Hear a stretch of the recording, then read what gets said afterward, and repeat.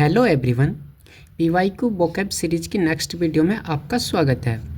उम्मीद है आप लोग इन वीडियोस को रेगुलर देख रहे होंगे। यदि आप रेगुलर इन क्लास में आते हैं तो आपको डेफिनेटली इसका एडवांटेज आपके एग्ज़ाम में देखने को मिलने वाला है। ठीक है, तो चलिए शुरू करते हैं। आज का पहला वर्ड है, the very first word of the day is pusillanimous. Pusillanimous part of speech adjective हो जाएगा। तो पुसिल एनिमस का मीनिंग होता है कोवार्डली या फिर लेकिंग करेज, मतलब कि डरपोक। तो डरपोक या फिर कायर आप बोल सकते हैं। सिनोनिम्स टिमिड, कोवार्डली, फेंट हार्टेड, सभी का मतलब है डरपोक है या फिर कायर है। एंटोनिम्स ब्रेव, क्रेजियस, बोल्ड, मतलब कि बहादुर है, साहसी है। नेक्स्ट वर्ड देखिए, तो नेक्स्ट वर्ड है रिकंडाइट, पार्ट ऑफ स्पीच एडजेक्टिव हो जाएगा। तो रिकंडाइट का मीनिंग होता है डिफ़िकल्ट टू अंडरस्टैंड या फिर ओबिस्क्योर भी आप बोल सकते हैं, मतलब कि समझने में कठिन या फिर गूढ़, यानी कि जो कि आसानी से समझ में नहीं आ सकता। सिनोनिम्स ऑब्सक्योर, एब्स्ट्रूज, एसोटेरिक, मतलब कि समझने में कठिन है या फिर क्लियर नहीं है। एंटोनिम्स क्लियर, सिंपल, ओबियस, मतलब क्लियर है, सिंपल है, सामान्य सा है। नेक्स्ट वर्ड देखिए, तो अगला वर्ड है pernicious, part of speech adjective हो जाएगा। तो परनीशियस का मीनिंग होता है एक्सट्रीमली हार्मफुल और डिस्ट्रक्टिव, मतलब कि घातक या फिर हानिकारक आप बोल सकते हैं। सिनोनिम्स हार्मफुल, डेडली, डिस्ट्रक्टिव, मतलब कि खतरनाक है या फिर विनाश करने वाला है। एंटोनिम्स बेनिफिशियल, हार्मलेस, होलसम, लाभदायक है। अगला वर्ड है transient, part of speech adjective हो जाएगा। तो ट्रांसेंट का मतलब होता है शार्प एंड इफेक्टिव, मतलब तीखा, कटु या फिर तीव्र भी आप बोल सकते हैं। सिनोनिम्स देखिए, इंसिसिव, शार्प, बाइटिंग या फिर कटिंग आप बोल सकते हैं, मतलब कटु है, तीखा है या प्रखर है। ठीक है। एंटोनिम्स माइल्ड, डल, वीक, मतलब कमज़ोर है, हल्का सा है। तो ये इसके एंटोनिम्स हो जाएंगे। नेक्स्ट वर्ड देखिए, तो नेक्स्ट वर्ड है innocuous, part of speech adjective. Innocuous का मतलब होता है हार्मलेस और नॉट डेंजरस, मतलब कि हानि रहित या फिर खतरे से परे आप बोल सकते हैं। सिनोनिम्स हार्मलेस, सेफ, बिनाइन, मतलब कि हानि रहित है या फिर लाभदायक है। ठीक है। एंटोनिम्स हार्मफुल, डेंजरस, टॉक्सिक, मतलब कि हानि करने वाला है, खतरनाक है या फिर तनावपूर्ण भी आप बोल सकते हैं। नेक्स्ट वर्ड देखिए, तो नेक्स्ट वर्ड है perfidious, part of speech adjective हो जाएगा।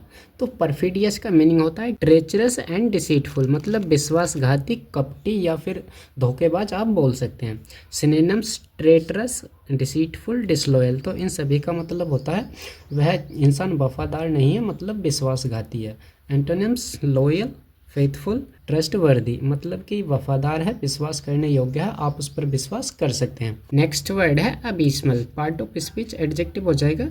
तो अबिस्मल का मीनिंग होता है एक्सट्रीमली बैड और टेरिबल, मतलब कि खराब या फिर दयनीय आप बोल सकते हैं। Synonyms dreadful, terrible, awful. Antonyms excellent, superb और आउटस्टैंडिंग। नेक्स्ट वर्ड देखिए, तो नेक्स्ट वर्ड है Amish, part of speech adjective और एडवर्ब की तरह यूज़ कर सकते हैं। तो अमिश का मीनिंग होता है रॉन्ग और नॉट क्वाइट राइट, मतलब कि दोषपूर्ण या फिर बिल्कुल ही गलत, तो उसे बोला जाता है Amish. Synonyms wrong, faulty, improper, मतलब कि प्रॉपर नहीं है, दोषपूर्ण है या फिर गलत है। ठीक है। एंटोनिम्स राइट, प्रॉपर, करेक्ट, मतलब कि सही है, प्रॉपर है और बिना किसी गलती का है। अगला वर्ड है ignoramus, part of speech noun हो जाएगा। तो इग्नोरेमस का मतलब होता है एन इग्नोरेंट पर्सन, मतलब कि अज्ञानी व्यक्ति, जिसे किसी चीज़ के बारे में कुछ ज्ञान नहीं है, तो उसे बोलते हैं इग्नोरेमस। ठीक है। सिनोनिम्स फूल, सिंपलटन, डंस, मतलब कि अज्ञानी है, मूर्ख है। एंटोनिम्स स्कॉलर, इंटेलेक्चुअल, जीनियस, मतलब कि विद्वान है या फिर बुद्धिमान है। तो यह इसके एंटोनिम्स हो जाएंगे। तो नेक्स्ट वर्ड और आज का लास्ट वर्ड है हमारे पास sycophant, part of speech noun हो जाएगा।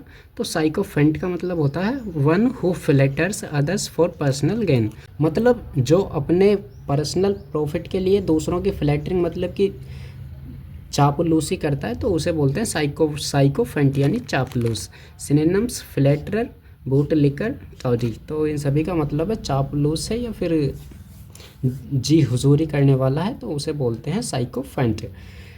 एंटोनिम्स क्रिटिक, अपोनेंट, रिबेल, मतलब कि आलोचना करने वाला है या फिर विरोध करने वाला है, तो यह इसके एंटोनिम्स हो जाएंगे। ठीक है।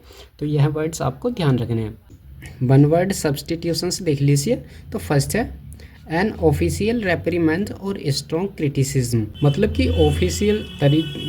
ऑफिशियल तरीके से डांटना या फिर स्ट्रॉन्ग क्रिटिसिज्म मतलब कि आलोचना, तो उसे बोला जाता है सेंसियोर। नेक्स्ट है one who abstains from all form of indulgence, मतलब कि जो किसी भी प्रकार के इंडल्स यानी कि सांसारिक सुखों में या फिर भोगों से परहेज रखता है, तो उसे बोलते हैं एसेटिक। नेक्स्ट देखिए one who is not sure about existence of God, मतलब कि एक ऐसा व्यक्ति जो कि भगवान के एक्सिस्टेंस को लेकर श्योर नहीं है, तो उसे बोलते हैं एग्नोस्टिक। तो एग्नोस्टिक और एथिस्ट में क्या फ़र्क होता है? तो एथिस्ट ऐसा पर्सन होता है जो कि भगवान में विश्वास नहीं करता है, हालांकि मतलब वो मानता है कि भगवान है लेकिन वो भगवान में विश्वास नहीं करता है। और एग्नोस्टिक ऐसा व्यक्ति होता है जिसे यही नहीं पता कि भगवान है या फिर नहीं है, मतलब कि वो उसको लेकर श्योर नहीं है। ठीक है, नेक्स्ट देखिए ए स्टेट ऑफ डिसयूज और इनएक्टिविटी, तो इनएक्टिविटी की जो या फिर कुछ ना करने की जो अवस्था है, तो उसे बोलते हैं डेस्यूट्यूड। ठीक है, नेक्स्ट है ए स्टेट ऑफ टेम्पररी डिसयूज और सस्पेंशन, मतलब कि इसका मतलब है किसी कार्य को बीच में ही अधूरा छोड़ देना या फिर कार्य को बीच में ही लटका देना, तो उसे बोलते हैं अबेयांश। ठीक है, नेक्स्ट देखिए ए स्पीच और piece of writing that praises someone highly, मतलब कि कोई ऐसा भाषण या फिर लेख जो किसी को बहुत ही हाई लेवल पर उसकी प्रशंसा करता है, तो उसे बोलते हैं एनकोमियम। ठीक है, तो यह आपको ध्यान रखने हैं। ईडियम्स एंड फ्रेजेस देख लीजिए।